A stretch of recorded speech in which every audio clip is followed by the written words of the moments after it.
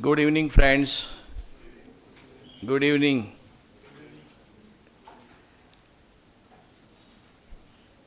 Friends, today is very interesting topic and the today's speaker is also very interesting, very knowledgeable, dynamic and having experience, not only academic experience but the practical experience. And we are fortunate that Ahmedabad management has got such faculty and the program committee has selected that program. So I congratulate to Janil Bhai and other members from the governance board. Uh, Friends, we have the sessions till 7:40 and then we will have a 10 minutes question and answer. We will close at 7:50, 7:45 or 7:50. That's what the timing is. Ahmedabad management is following very strictly. I just introduced before that I make one small announcement, friends. We have one program that is on the 2nd May. Exim conference is there between 9:30 to 1:30 p.m. I think that the necessary pamphlet is also given to you, friends. Get some more information. That's also very interesting conference. So you may join that conference as a businessman or advisor or in any other category, friends. I have a privilege to introduce today's faculty, friends, Mr. Rajesh Chaplot. He is basically, by education, he is a chartered accountant and worked for more than 3 decades in African continents, friends. He has served as chief executive officers and directors of multiple companies across industries like printing, packaging, information technology, metal, aluminum fabrications, etc. And he has been recognized for his outstanding contributions he received as the Pravasi Bharatiya Sanman from Government of India, friends. A very big round of applause. He has also been honored by receiving the highest honor from the Overseas Indian and Golden Jubilee Medal from the Uganda's civilian awards from the Government of Uganda in 2020, friends. He has a wide range of the experience in the field of the finance, in the field of the business, in the field of the taxations, as far as the global trade is concerned, friends. So I'm not taking much time in an introduction, friends. We will definitely, we are very eager to listen him patiently, his experience, how to do the business in a African continent, and ease of doing the business, how the climate is there. We have so many normer and misnomer about the continents, whether this country is right, that country is right or not, what the risk appetite we have or we should venture into. So all those kind of the important aspects we will be able to listen from the Mr. Rajesh Chaplot. I request to start his talk on the subject. Before that, we have the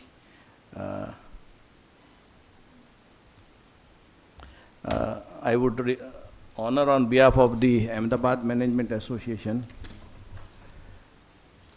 of Mr. Rajesh Chaplot.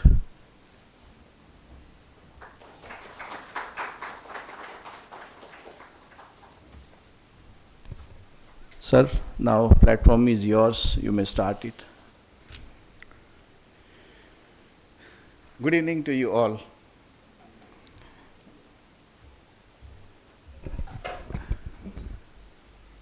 Leadership of Ahmedabad Management Association, Mr. Janil Shah, CA Pradip Modi ji from AMA Program Committee, business leaders and distinguished guests present here.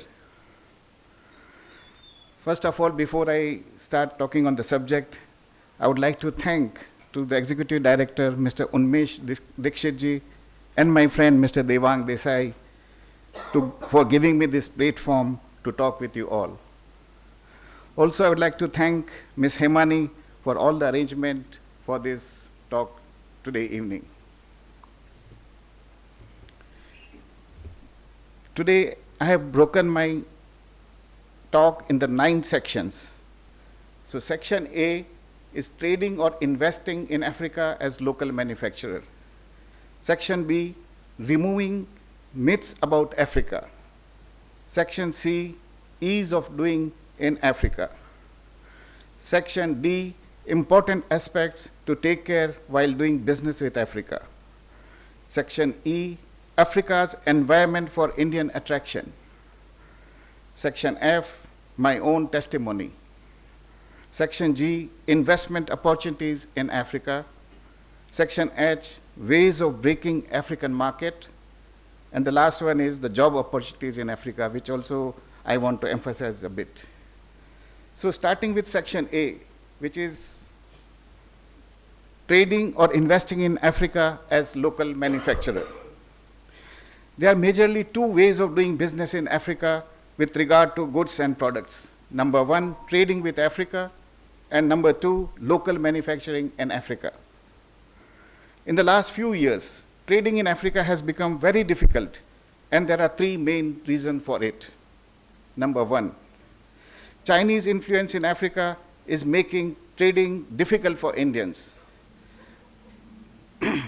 20 to 25 years before, globalization of the world was happening, and many manufacturing facilities around the world were closed and shifted to only few locations, like China, where the cost of doing business was lowest. While America, India, and other Western world were busy in outsourcing their manufacturing to China, Chinese business houses at the same time were busy in commissioning or putting their manufacturing facilities all over Africa and other parts of the world, which I have witnessed myself in the last 25 years. So currently, Chinese investors have already heavily invested and further investing in Africa in the manufacturing sector. On top of investing in Africa, these Chinese investors are getting protection through African government for their products which are manufactured in Africa. This is making trading in Africa difficult.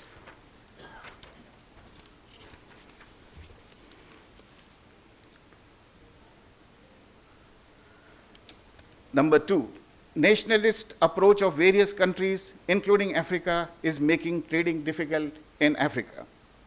Today, the politicians and people around the world are again talking of slogans like Make in India or Atmanirbhar Bharat by India, America First by USA, Brexit by UK, and Build Uganda by Uganda, Build Uganda by Uganda, and so on. Also, COVID-19 has made us realize that too much dependence on other countries is not ideal in today's world. And henceforth, Africa and other countries are promoting local production as compared to importation of finished products through its various policies, like protection by imposing custom duty on imported goods, putting non-tariff barriers on importation of certain goods, supporting local manufacturing in Africa through various incentives like offering free land for industry, 10-year tax holiday, etc., etc. Now, when Africa and the world is talking of localization, China is already present in their country as local manufacturer. We need to understand this. This nationalist approach of various countries is also making the trading difficult in Africa, and I would say this is the reversal of the globalization theory which we used to talk 25 years before. Number 3, nowadays personalization and quick turnaround time are given a big importance in the delivery of products and services. And so local production in Africa makes more sense instead of just relying on trading. Now, when to do trading? One may think of trading with Africa only if the product is unique, if the product price can beat any international price, or number 3, if its product quality, service cannot be beaten by anybody. So my appeal to my fellow Indian business houses: India was number 1 trading partner of various African countries for decades, but in last 20 years, India has lost its number 1 position with China. And also, the local production in Africa by Chinese is about to surpass the Indian monopoly of 100 years. So we Indians are losing on both fronts, trading as well as local producer for Africa. And henceforth, I appeal that our Indian business houses from India to explore opportunities in Africa, to invest in the local production of Africa instead of just trading with Africa. Now let me go to section B. There are many myths about Africa, and I would like to remove some of the myths about Africa, because many businessmen I have been talking from last 25 years, and they neglect Africa because they have certain wrong perception about Africa.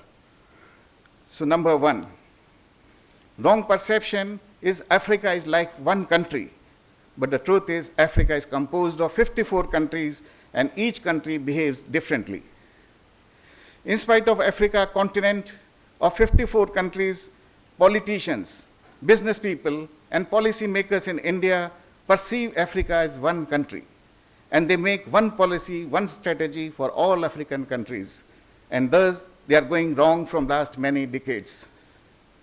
Why all African countries are different from each other? Each African country has different culture, different language, different aptitude of people, and different way of doing business.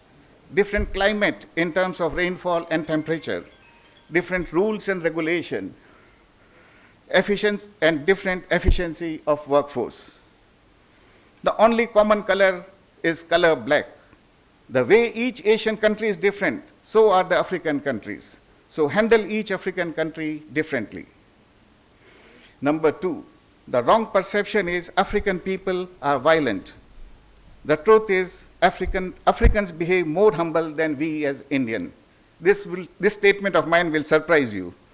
Yes, they look muscular, but they are not at all violent. In India, as soon as you come out of your home, you will see somebody fighting or raising their voice with each other.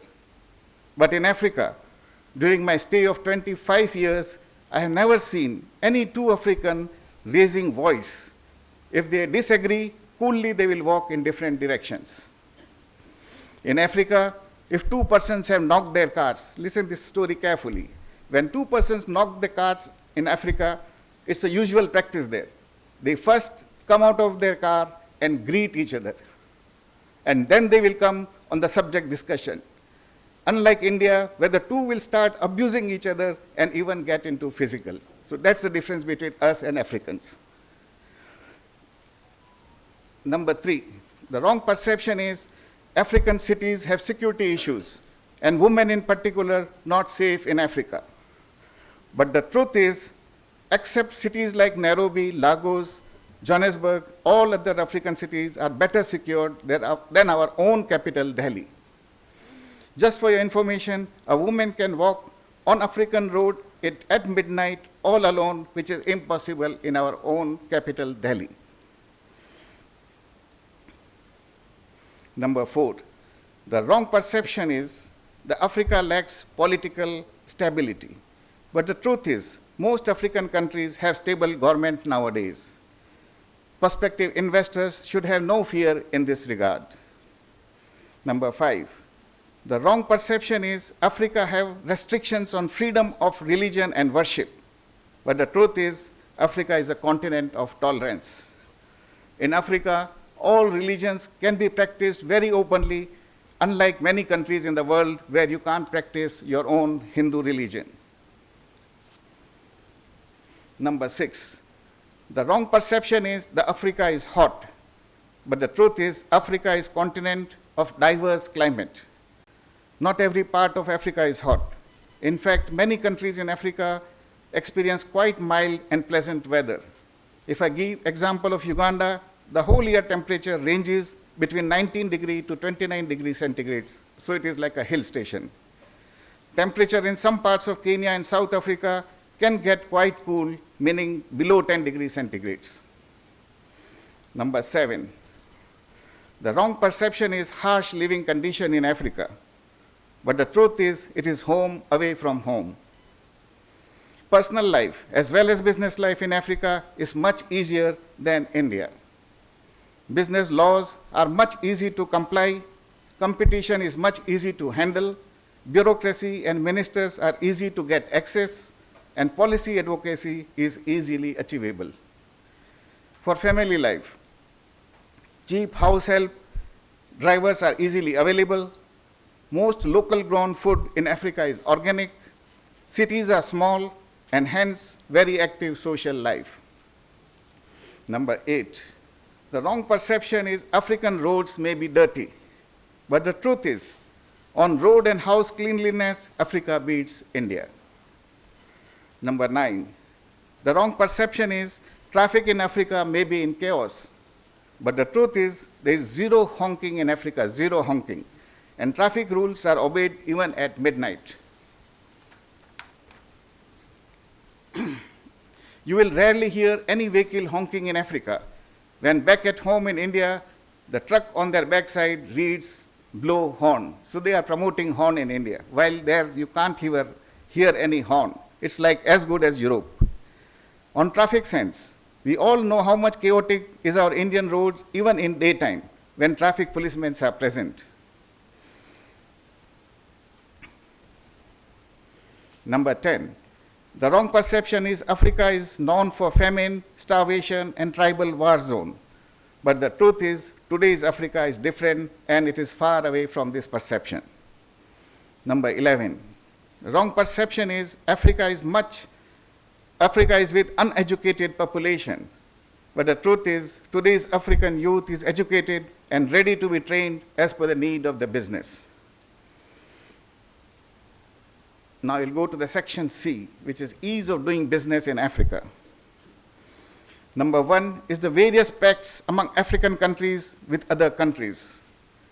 African countries among themselves have signed various regional business pacts like COMESA, SADC, EAC, OAU, ECOWAS, which allows movement of goods among member states duty-free or with concessional duty.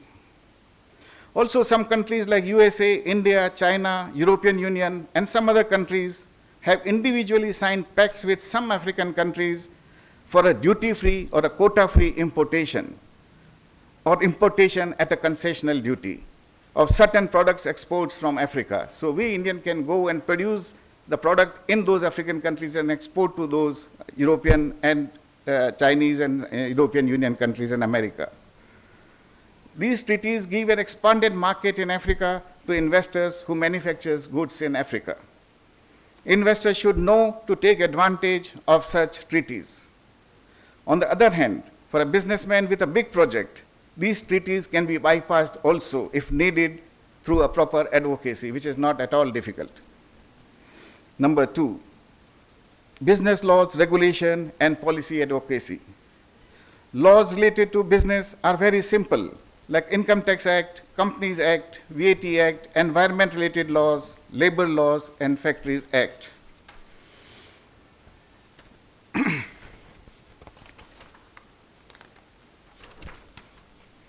Regulatory bodies are supportive with minimum bureaucracy. Relevant ministers, authority heads, and even president of the African countries are all approachable to business community and thus make policy advocacy easy. If we have a right project, even the president will welcome you personally. Union issues are minimum and business can retrench staff easily without any legal hurdles or union-related issues. Number 3, double taxation avoidance agreement. India has signed double taxation agreement with many African countries and thus taxes on income is only paid once. Number 4, language. For Indians, language will not be an issue in most African countries as English is spoken in deep down villages of most African countries. French is spoken only in few African countries, but there also nowadays English is spoken by many. USD convertibility. Most African countries, except few like Ethiopia, Tanzania, and couple others, allow 100% USD convertibility, which keeps your investment completely safe. Land and water. Land is cheaply available and water is in abundance. Now let me go to section D, which is important aspect to take care while doing business with Africa. Number 1, Chinese influence in Africa. I talked a bit in my earlier part, but let me give something new here. What Indians achieved in 150 years in Africa, Chinese have surpassed them in last 20 years. Most of the Chinese investors are protected and supported by the government and also equally protected by the political muscle power of the African country where they are based. Due to this protection, Chinese investors hardly pay taxes to the revenue of the government. This factor needs to be considered by us when we are investing in African countries. I am not making you afraid of this. This all can be handled very easily, but these are the facts also. Bribe is offered upfront by this section of people, whereas we Indians choose to commit bribe as a success fee at the end of the work completion. This act also gives them an edge over Indian. I am not promoting corruption, I am just highlighting the facts of Africa. Number 2, China not sharing their custom data with African custom authorities, which is very important, and it is important especially for the traders. As per international norms, China is not sharing its custom data with Africa, while India is sharing their custom data with African authorities. Now because of this undervaluation of goods coming from China, and so less custom duty is attracted on Chinese goods. This makes Chinese goods cheaper. This is not a level playing field. Indian traders should take a note of this, as it will impact their export to Africa vis-à-vis Chinese goods. Also, Indian custom authorities need to take this matter appropriately, and I have been lobbying with the Indian authorities on this issue, because India is losing export because of this. Number 3, choosing local partners in Africa. Many of the investors from India or of the Indian origin have burned their hands with local partners with whom they have affiliated in Africa. It is not about black African or Indians as local partners.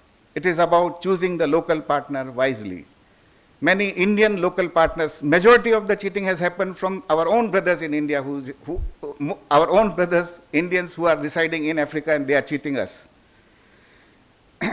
A due diligence of the local partner is needed, and also you as an investor has to depute your own trusted person to handle cash, bank, legal documentation, and PR work. Especially our Indian brothers cheat us in the PR work. In the name of the PR work, they cheat you. Hire local partners as a consultant instead of offering sweat shares or agreeing wrong terms with them. Hire good tax and accountancy advisors. This can all help you when you are setting new business in Africa. Corruption. Now, I am not again promoting corruption, but I have to talk about the facts. Corruption in African countries is same as in India, but there is a difference. In India, after giving an envelope, you will have to salute the officer. But in Africa, it is the opposite. The person who receives the envelope salutes to you. So most of the time, corruption in Africa makes your life easy, unlike in India. Again, I'm not promoting corruption, but that is the hard fact. And the corruption makes your life easy in Africa, but in India, the corruption is not easy. It has its own problems also. Number 5, efficiency of indigenous Africans. Now, workers' output per person of Africa is low in most areas, except in some few sectors. If we talk about East Africa, Kenya has the highest efficiency per worker, followed by Uganda, and least efficiencies among Tanzanian workers. Number 6, currency devaluation. Risk of currency devaluation needs to be considered appropriately. Currency devaluation ranges from 3 to 8% in general for most of the African countries, but sometimes it can be much more in some countries due to very specific reasons. So if not handled well, it can erode your capital and profit in no time. Postal facilities. In most of the African countries, government postal system is through PO box number. Unlike India, USA, UK, where posts are delivered right at your doorstep. Personal delivery of post in Africa is possible only through private couriers like DHL and others. Number 8, connectivity and other infrastructure. In countries like DR Congo, road connection between various cities is not that great. Hence, one has to use the air route. but in many other African countries, there is a reasonable road connection. Train network exists in pockets, but not that great like India. In general, Africa lacks infrastructure a bit. Number 9, availability of trained manpower or expert services. Africa lacks this, and this fact should be known to the prospective investors. Now, going to the next section, E, African environment for Indian investors. African environment for our Indian attraction. Indian food. Many people are worried because when I used to talk with many business houses or many people who wanted to come to Africa for a job, these were the basic questions they were always asking, so I thought let me talk about that. Number 1, the Indian food. Indian food restaurants and raw materials for the Indian food, Indian vegetables are abundantly available in most of the African countries. Number 2, Indian places of worship. Most of the big cities of Africa have multiple Hindu temples, Sikh Gurudwara, and others. Even Jain temples are there in the key cities of Africa. Pandit and Puja Samagri are also available in Africa easily. Number 3, Indian entertainment. Indian TV channels are easy to subscribe in Africa, and latest Indian movies can be seen in theater also. Number 4, India-Africa flight connections. Direct flight exists from Mumbai and Delhi to many African countries. Otherwise, one changeover is needed. It takes approximately 6 hours of direct flight to most of the cities in Africa and around 10 hours through the connecting flight. Even many Indian state capitals allow connecting flights to Africa. Indian festivals. Indian festivals are celebrated in a magnanimous manner and many times even better celebrated than India. Number 6, the local support. Today, when you are investing in Africa, you will be strongly supported by various government agencies of the country, indigenous Africans who respect Indians, an economically strong population of Indians living there. So the African Indians, they are very welcoming as compared to the European Indian or American Indians. They will welcome you and they will not hide their business secrets. They will support you and they will host you to their homes. So there is a difference between Indian African and Indian European or Indian Americans. Indian association of that country. Most of the African countries have Indian association or their parallel bodies, and they are always willing to support. Indian High Commission Office in Africa.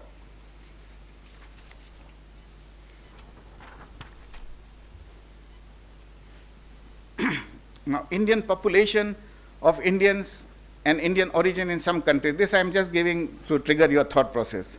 Uganda have 30,000 Indians. Kenya have 100,000 Indians. And let me tell you, in Kenya specifically, the Jain community controls more than 50% of the economy of Kenya. Just the Jain community. Nigeria, there are 35,000 Indians. South Africa, 1.5 million Indians. Tanzania, around 50,000. And DR Congo, 10,000. These are just approximate figures, but very near to that. Contribution by Indians to the African economy. Indians are leaders in various or almost all sectors of the economy in many African countries. You name the sector like steel, cement, real estate, agriculture, sugar, packaging, pharmaceutical, FMCG, construction, IT, hospitality, and many others. Indians contribute from 20 to 60% of the domestic revenue of most of the African countries. So that's the strength of Indians in Africa. Now let me go to the next section, F, my own testimony about Uganda, where I stayed for 25 years. Let me begin with narrating about Uganda from my perspective, which can be construed as an Indian perspective on Uganda, because I stayed in Uganda for 25 years, but I have traveled to more than 20 other African countries and we had business with them. I was on the board of Uganda Manufacturers Association for 6 years and on the board of Private Sector Foundation of Uganda, which is the apex body of private sector of Uganda, for 2 years. Also, I chaired a business advisory committee for His Excellency, the President of Uganda, which is called PIRT for last 6 years. I was awarded the highest civilian award of Uganda from His Excellency, the President of Uganda, in the year 2020. Now, my question is, can we imagine such position for an expatriate or outsiders in India? The answer will be no. So this is the recognition one can get in Uganda or any African countries, because like me, there are many other Indian individuals in many other African countries and who have even succeeded maybe 10 times better than me. So let me say, Uganda has given me much more than I expected. Now let me also give one more testimony as an Indian. Let me share with you one memory of mine from the year 2012, which would make us all feel proud. In the year 2012, that is just before Diwali, I approached His Excellency, the President of Uganda, Yoweri Kaguta Museveni, and I requested him to give us the opportunity to celebrate Diwali at State House, that is at his home.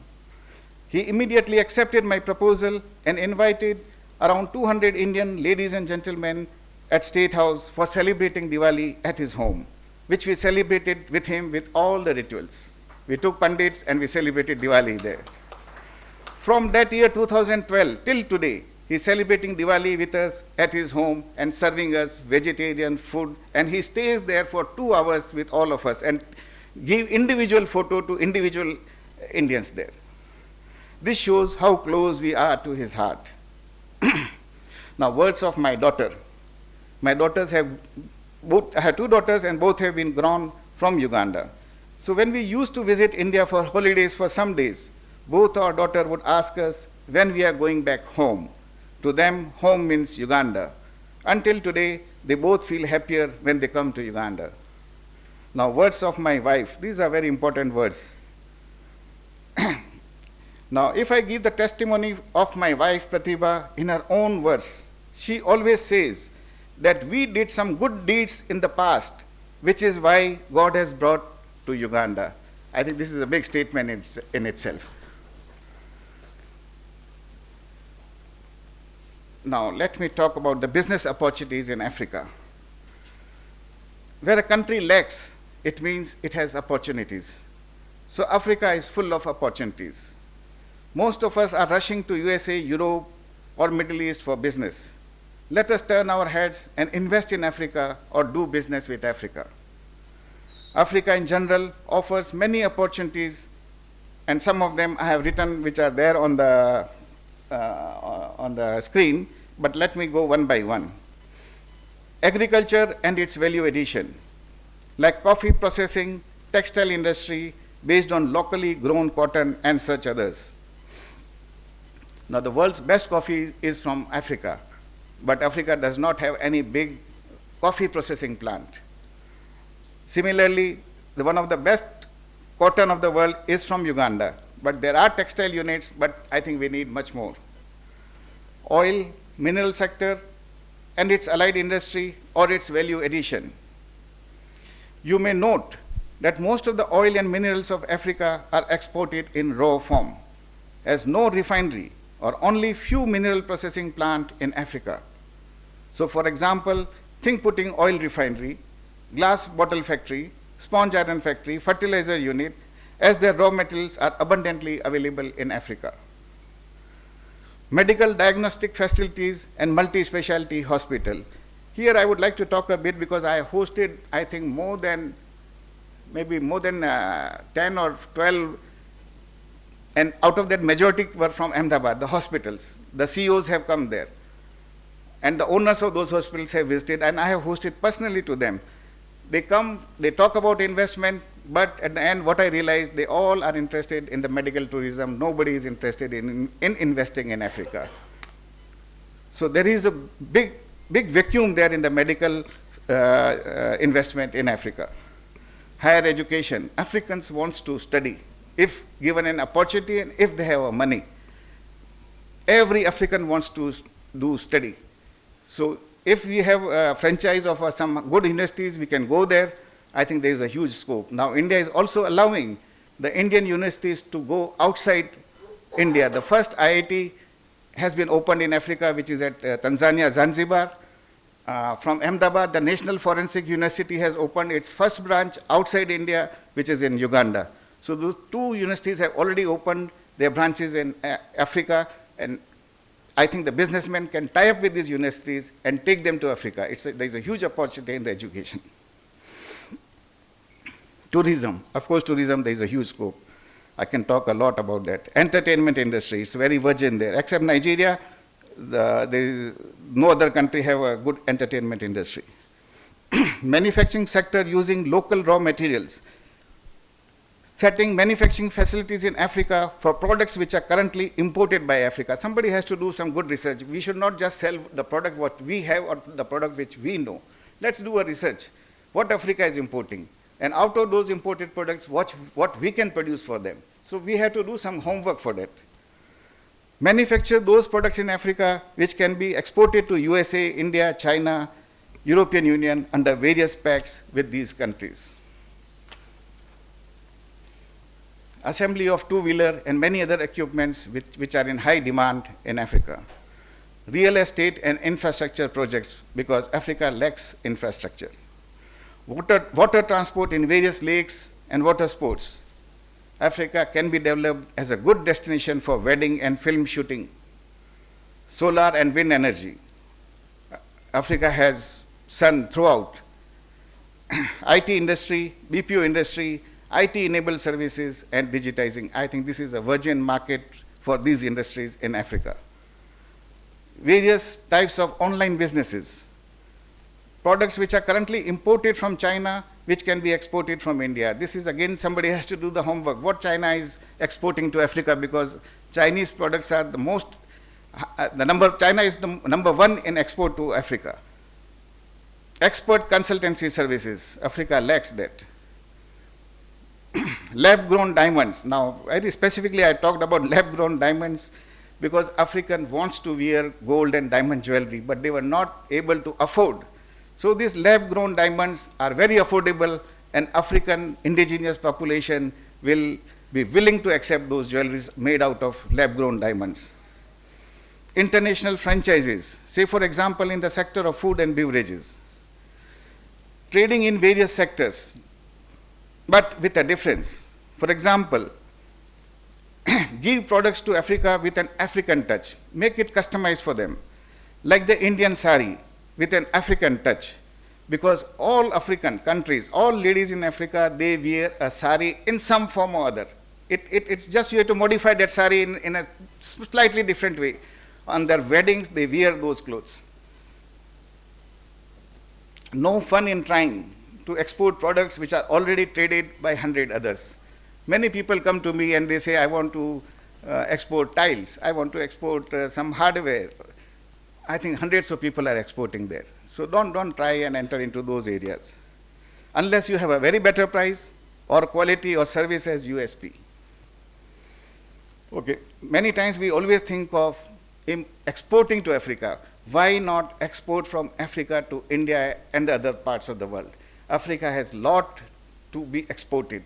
I will just give you an example of like ghee. In Uganda, there are no buffalo milk. Only it is a cow milk, 100% cow milk, and which India wants the cow milk. So likewise, there are many such products which can be exported, minerals.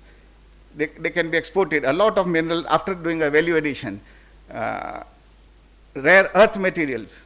There are many which can be exported from Africa. So these sectors which I just narrated have huge demand-supply gap, and so opportunity for a business person. Apart from these sectors, if you deal in some product which is unique, then of course carry out the market survey. Any further details or discussion if you may like to have on these opportunities, we can talk on a one-to-one basis, or I can answer your questions in the Q&A session.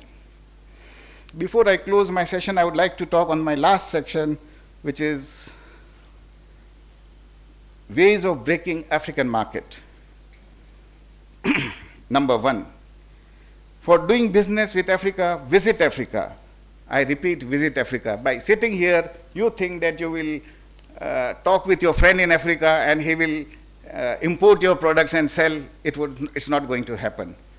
You have to visit Africa, and you have to visit continuously there. Number 2, develop your ambassadors in Africa. India hosts more than 30,000 African students studying in India at any point of time.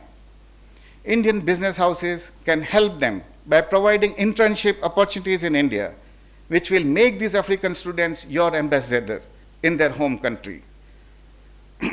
Also sponsor the visits of the government procurement officers to India for attending your industry or to attend any exhibition, which will also help in developing your ambassadors in Africa in the government sector. China is practicing such moves, and China is very successful in that. Also today there are 3 or 4 African students who have traveled from, I think, Rajkot, just to listen to this presentation, and they've always been talking that they are not able to get the internship. So once we give internship, they don't need money. They need just opportunity to work here for 1 or 2 months. But when they go back to home, they will be our ambassadors, and they will talk about India and our industry. Number 3, visit Africa in business delegation instead of hosting African delegation in India. I would propose give more emphasis in visiting Africa instead of hosting African delegation in India. Visit Africa in various business delegations which are hosted by Indian association jointly with local bodies. Always involve the Indian diaspora in the delegation which you are going. In this way, you will get the opportunity to meet many stakeholders of your interest. But there are certain observations of mine which I have hosted more than 150 or maybe 100 delegations in 25 years from India and Dubai and UK. So what I want to say that ensure that do not get involved and waste your trip, which most of the delegation and delegates were wasting by going on a tourism trip at the time of business. They were wasting their 20 to 25% time in doing tourism in that country. Then another 20 to 25%, they were meeting their friends and families who are staying in those countries. And then another 20 to 25%, they were wasting in photo shoots with the president and the ministers. Now, none of these 3 activities will generate business to you. And this is happening 100%. I have hardcore experience with all delegates. I hosted NASCOM, I hosted from Gujarat, FICCI, I hosted many delegations. So use your time. If you want to do tourism or anything, keep extra time. But don't use that time of meetings. So meet people who can bring business to you. So the last one, I would talk about the job opportunities in Africa. Africa offers huge job opportunities for Indians. Not only Indian business houses, but also many African business houses recruit their managers and supervisors from India. Now, why I'm talking about job opportunities, because there is a lot of wrong perception among Indian youths here. I had taken many interviews, I don't want to give the numbers. And people, after getting appointment letter, they were refusing to join, saying that their mother-in-law has said that Africa there is no food.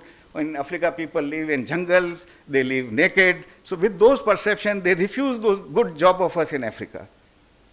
So, but unlike UAE, there is no demand for labor in Africa, as this is handled by the indigenous Africans. So there is no labor demand in Africa. In Africa, one who is master of all trade has a better chance of success. In Africa, the saving potential is way, way high than UAE and Western world. Because most of the people who get job there, it is paid tax-free, and there are a lot of perks associated with it. Further, Africa have no major issues of work permit, as it can be obtained easily. The work-life balance is also in favor of employees. Okay. So our ancestors went to Africa as workers or traders 150 years before. Today they are big industrialists of Africa. So let us also become a part of this journey of Indians in Africa. We all Indians have business acumenship in our blood. We can be unstoppable. Believe that Africa is the future of the world. With this, I wish you all a great deliberation ahead. Thank you.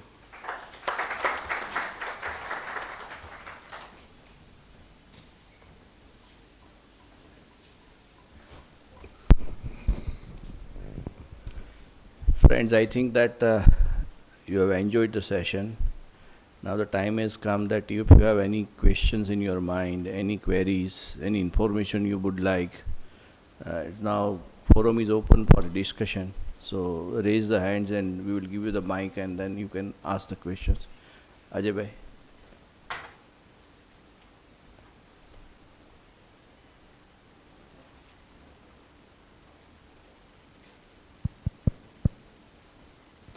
Last.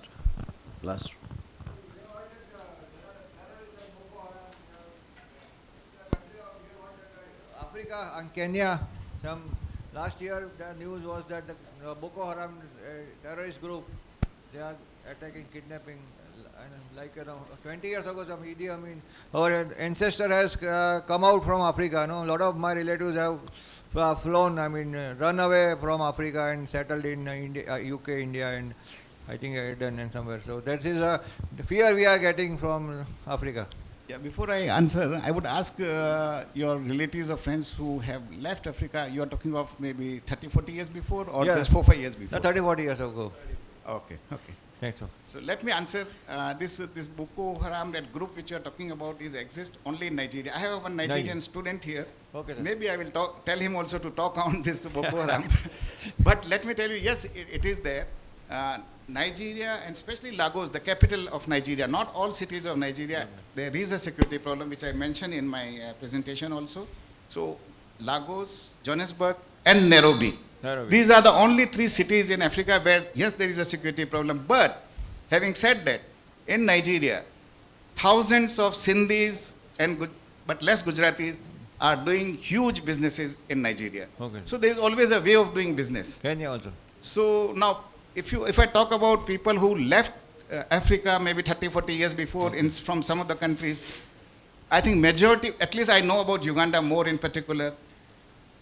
Any person who left Uganda during the time of Idi Amin, yes, sir, and he went to either India or Ahmedabad, there are many people who came to Ahmedabad, Canada and America and UK. Those people, yes, at that time it was a very sad issue, but they all today, they say we are thankful to Idi Amin because whatever luckily or unluckily, we have prospered in our life and we have grown wherever we have went. And even in Ahmedabad, there is a Uganda society. Uganda society, yeah. Yeah, so those people, if they were thrown out and they were not happy with Uganda, why they will call their society as Uganda society? So maybe randomly some people might be having a very bad experience, but in general, I would say no, that thought process, you should not keep it. David, would you like to talk about Boko Haram? It's your country, you can talk better. Thank you. Good evening, everyone. On the subject of Boko Haram and tourists, like he said, Africa is a country made up of, a continent rather, made up of 54 countries. So it's likewise with Nigeria. Nigeria is a country that is made up of 36 states. And then these issues with terrorists, you majorly find them in the northern part of Nigeria. So if you can move your focus to other states, as well as other regions and other cities, then you'll most likely not face insecurity for issues. And then also, all of the things that he's highlighted, all of the opportunities are also available in other communities and other cities also. Thank you. Thank you, David. Now, it is like the perception, actually. Now, we had in Kashmir this issue of Pelgam and so many tourists were killed. Now, same thing, Boko Haram has done something in Nigeria. So, because it is our home, so we are not much afraid. So, it's more of a perception, but in general, one can go to Africa very easily. Just share one experience of yesterday of mine, just to add, Rajesh bhai. We are advising to one of the companies who is going to establish the hospital business in Nigeria. So they come to us for a consulting. I am a chartered accountant and doing a international tax advisory, structuring and all, FEMA. So they come to us and then they said that we would like to establish the hospital in Nigeria. Just before I am coming here, I talked to Rajesh bhai. He says that he must have a risk appetite to do that business, particularly if it is in Lagos. Otherwise, there is no problem. I discussed with him that what is the size of the investments, Indian investments I am talking about. He says that my African partner is going to invest some money and I am also going to invest some money. The size of the project will be somewhere around some $18 to $20 million. Now see friends, this is the opportunity. Now he has done some of the business of pharmaceutical exports in Nigeria. And now he is feeling that after 5 to 6 years experience with the Nigerian people, Nigerian government, Nigerian industry, he is taking a risk to establish that business in Nigeria. So if unless you do the business of some places, you get a first-hand experience. While sitting here, we will have a lot of definitely apprehensions and scary news and all. But if we really visit that places for some more time, experience something more at some places, we will now feeling that it's a friendly place where we can do a more number of the businesses and the more business opportunity we will see. And finally, while just crunching the numbers, discussing with the projects, how this money will flow from which places and all, he says that I am willing to put more money if some other more opportunities are there in Nigeria. So you see that while we are sitting here, we are just having apprehensions, but all these countries are having a business potential. Yes, there may not be glamours, there may not be that the fancy things what we have seen in the faraway parts of the main city. Otherwise, like suppose you go to the main places like Johannesburg or in Kenya or some of the places or Uganda, the cities are just like we are just moving in a New York City or we are moving in a London or something like. It's a very well developed places. We can't even feel that we are in Africa. What we have read something, just like what we read before 30 years, 40 years, those who are of my age, when we were studying in a school and colleges at that time, we have read that the Chinese people are having a lot of hungers. They were staying on the ships, and they have the only the staple food is the fish only. But today, where the China has progressed, if you visit the Beijing, you visit the any other places in China. So similarly, Africa is also growing in that direction. So tomorrow, next after 15-20 years, those countries may also take a big leap. Sorry, Rajesh. No, thank you. I think you have done a good answer to that. And one more thing I can add, where there is a risk, there is a profit margin. So Africa would, in normal way, it will offer 4 times more profit than in India. So. Yes, please. Sir,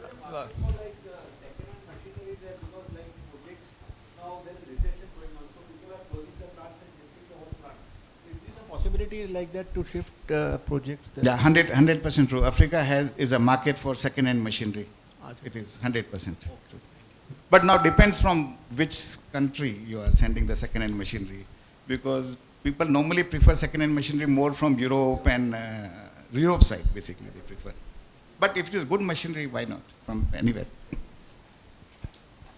Thank you, Rajesh sir. Sir, India also giving some free trade agreement with the Africa. Free trade agreement? Yeah, India also doing some free trade agreement with Africa. There is some free trade agreement. I would not be so well versed with the Indian laws, but maybe Pradip Bhai. Yeah, there are a couple of countries we have the free trade agreements, not each country. Like suppose even Nigeria, we don't have the double taxation treaty. About not free trade, but double taxation treaty we don't have. If you want to make an investment, we have to route the investment through some other countries like Netherlands, they have a good treaty, Canada, they have the good treaty. So Sweden has a good treaty. So similarly, free trade, some of the countries they don't have. But for example, the Africa is a big continent, about 54 countries.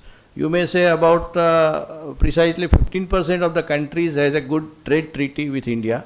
The others are in a developing phase, not having So it. there is India also just improve for doing a business in Africa. So Indian government also help us to start this business. Yeah, definitely. Yeah, definitely. India is helping in many ways. We can talk one-to-one, but like Exim Bank is giving loans to you to invest in Africa.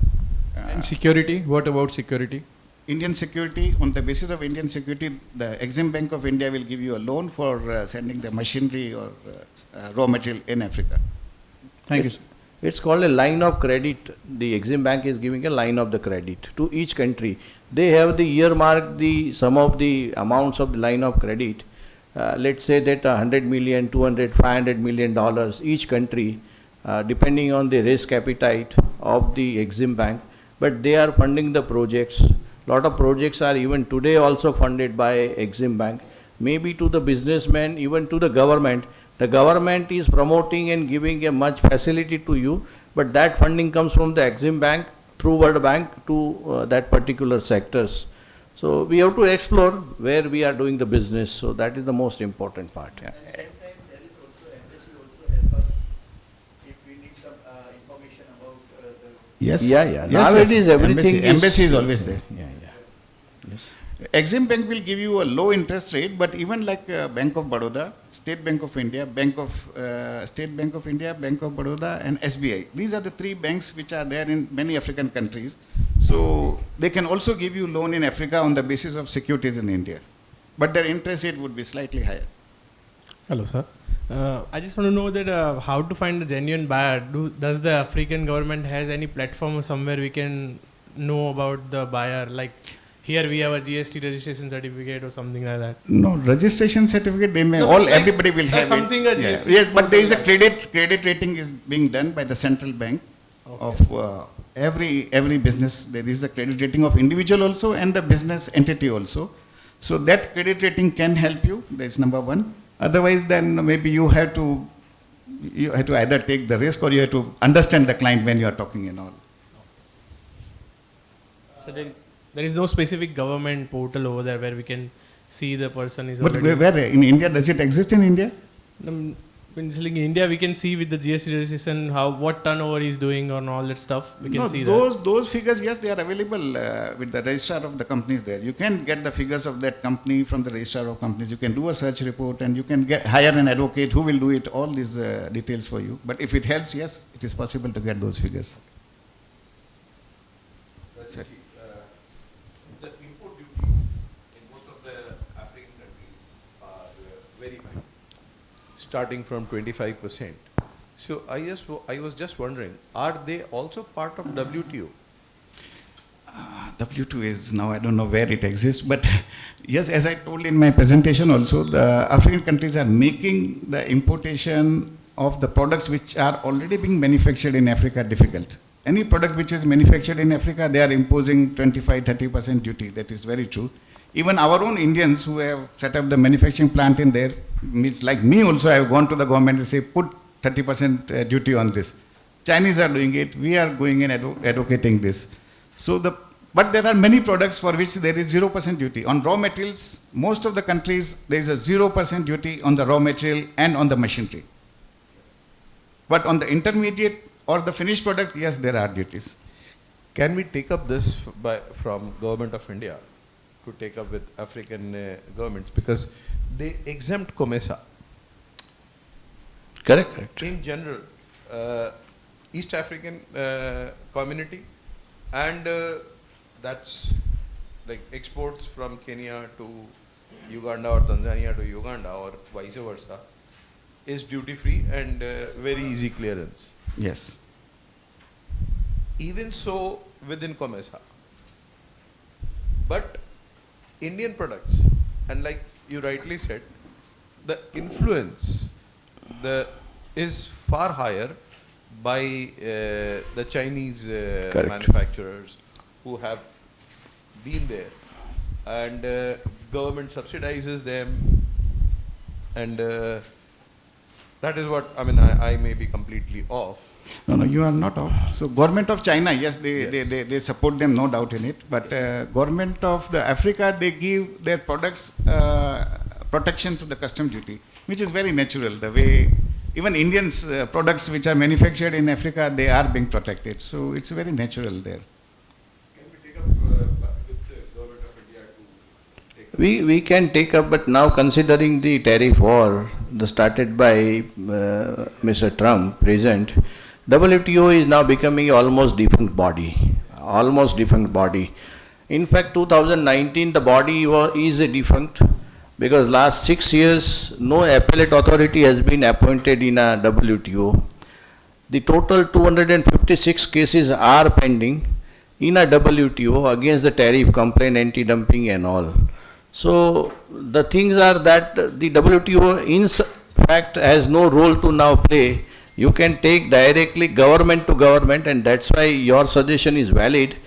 if we have the good association, good representations, now one-to-one government can discuss, negotiate and finalize that what will be the tariff. Because now all those rules laid down in a charter of the WTO is now no more having any kind of the weightage across the globe. Now globalization is almost on the verge of the dispersion.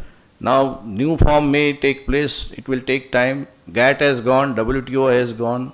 Now it's our chance that we have a good opportunity. If we show the strength, we can present to the government, our association and all. Definitely there is a good chance that we can negotiate a better tariff with the various governments. And for COMESA, just one line I would like to add. Of course, your session I am giving a reply. So for doing a COMESA kind of a business, do a business by putting something in between in a Mauritius. And Mauritius is a better TT with all COMESA countries, and you will get a lot of benefit of the duties. So make a hub and then do the importing, and then you can create a one structure, but depending on the size of volume of your business, because each structure has its own costing in a business. But you will get, if your size permits you, if your size says that you are profitable, then certainly you should take a chance of putting something in a Mauritius, take a benefit of the entire African continent, all 54 countries you can avail the benefits. Very true, Pradeepji, but let me add one more thing to you. Just to give an example, government to government negotiation discussion, I will give you one success story. Like Uganda wanted to export ghee from there to India, and India was putting a lot of custom duties. So yes, Uganda government negotiated with the Indian government, and as far as I know, Indian government has allowed the ghee importation from, especially from Uganda. So government to government, it is always possible. But if you want to lobby, even in my presentation, one important aspect I said about China not sharing the custom duty with African countries. And because of that, there is a lot of undervaluation. Chinese goods comes at 1/4 the price. From India, there is a custom duty sharing is happening, so we can't do that. So our goods become costly because there is a 25% duty there. So I have talked personally with the Commerce Secretary maybe 7-8 years before, personally. But our bureaucracy is also there. So if we have some right muscle or the right channel, I think if we achieve this also, that China start sharing the custom duty, or we tell Indian government also not to share the custom data with the African countries, our Indian business houses can sell something extra in Africa. Are there, is some body in India, association, available to take up the matter with government of India, who can then? No, each one has their own strength, like FICCI has their own strength, CII has their, SOCM has their own strength. In a, like the NASCOM is there in a technology field. So each one has their own strength. There is no specific body which can represent. Correct. But I think all these bodies are very right bodies. Yeah, they yeah. can take, depending on which industry you are, I think they can take up 100%. CII is a powerful body as on today. We have seen 100 years old currency note in Zanzibar from Parsis and Gujaratis and they were very big businessmen. So that currency note has written in Gujarati. Yes, yes. 5 shilling. Gujarati was 5 shilling. Yes, yes. Correct. Yeah. Even today, even today.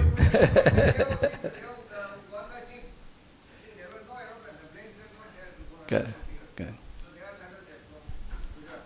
It's a 150 years old history, and especially Uganda was the hub for all the Gujaratis. Most of the Gujaratis went to this Uganda or the nearby countries, which is Kenya. That's all.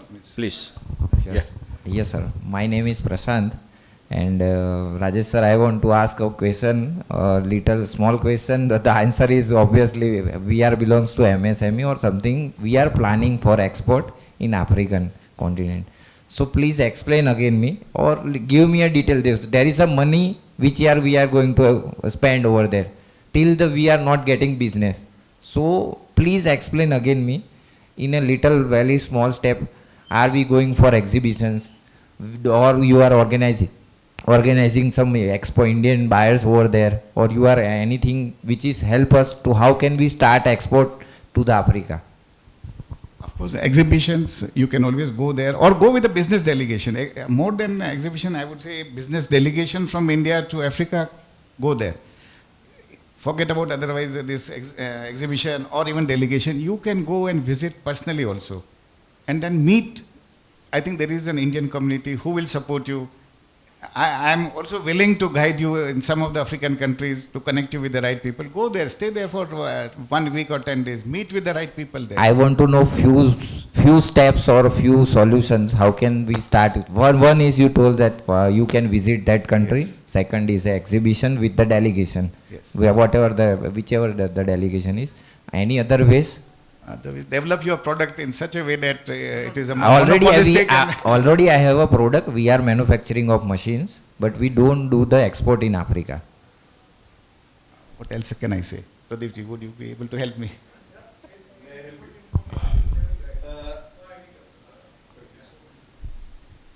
During his presentation, he highlighted one part that somebody represents you. Once you go there, The ambassador. find a people who can represent you there, right? Who has a like in one of your slides. Yeah, ambassador. He has used the word ambassador. You Develop the have a- ambassadors. So that is your best chance. Who understands your product, and they do a good job. What's your product if I ask you specifically? I have two factories. First is we are manufacturing of industrial structures, kind of we can say that pre-engineering steel building, PEB. The another product is material handling equipments. In material handling equipment is very vast, but we are manufacturing electric overhead traveling crane, wire rope hoist, chain hoist, jeep crane, Goliath crane, which is using from 500 kg to 150 or 200 ton, which is using inside the factory from lifting of material from one place to another place. Both these products are hardly manufactured in Africa, so there is a scope, but there are many suppliers already from India and China. Means I have bought overhead crane from Ahmedabad, one of the Patel, I've forgotten the name. So there is a market, even prefabricated structure, a lot is coming from China, but if you can compete with China, yes, there is a market, but if you can't compete with China, I think then it's a waste of time. This is the second part. Once you get the inquiry, there is a chance of probability. The another thing is the price. Price is different game, but you have to be inside the. See, most of the construction contractors are from Gujarat, from your Okay. own community here. Okay. So they are the contractors. They buy the prefabricated structures. Mm-hmm. So if you visit one, I think you will get all the leads to enter wherever. Okay. Okay. Visit once. Okay. See, another way of developing the business in a new countries, just I am coining the ideas, not particular Africa, but go and visit along with the delegations and then find a proper partner of your products. Identify, you may visit the exhibitions, you find that about 5, 7, 8, 10 local partners for your product.